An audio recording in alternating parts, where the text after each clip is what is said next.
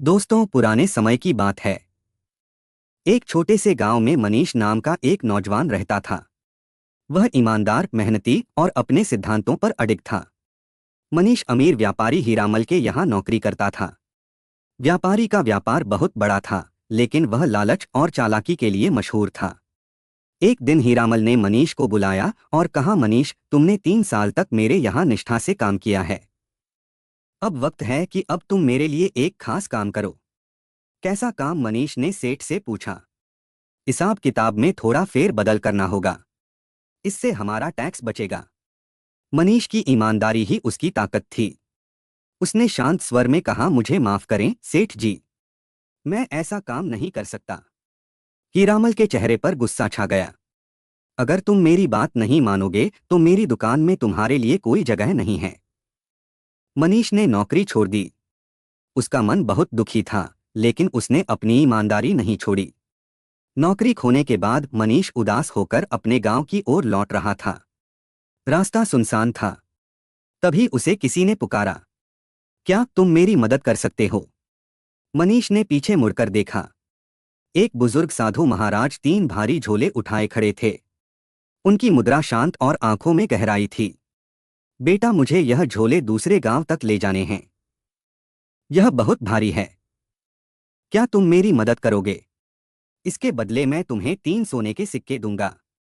मनीष ने बिना देर किए झोला उठा लिया और बाबा के साथ चलने लगा।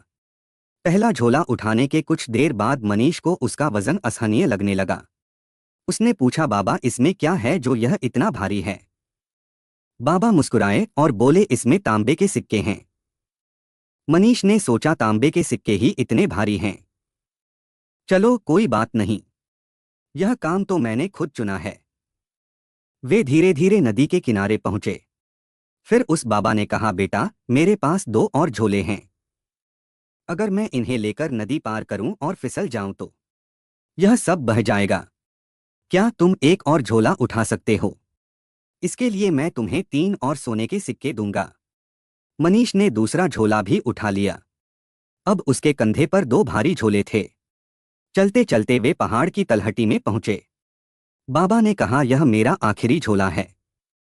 मैं इसे लेकर पहाड़ नहीं चढ़ सकता। क्या तुम इसे भी उठा सकते हो?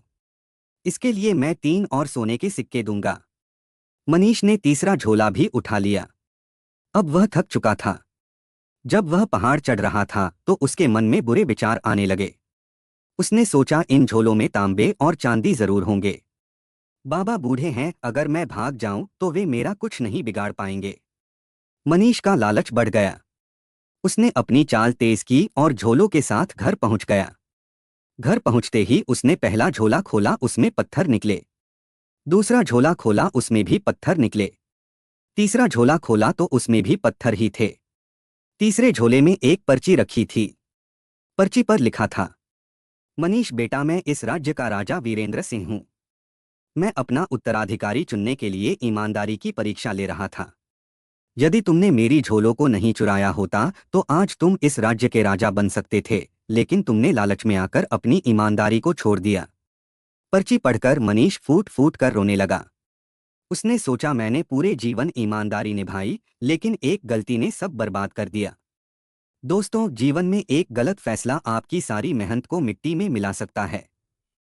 लालच और बुराई से बचे, अपने सिद्धांतों और मूल्यों पर टिके रहना ही सफलता की असली कुंजी है। दोस्तों, यदि आपको यह कहानी पसंद आई हो और इसने आपके दिल को छुआ हो तो कृपया इसे लाइक करें और चैनल को सब्सक्राइब करना बिल्कुल ना भूलें। मिलते हैं अगली वीडियो में, तब तक खुश रहे, मस्त हो। धन्यवाद।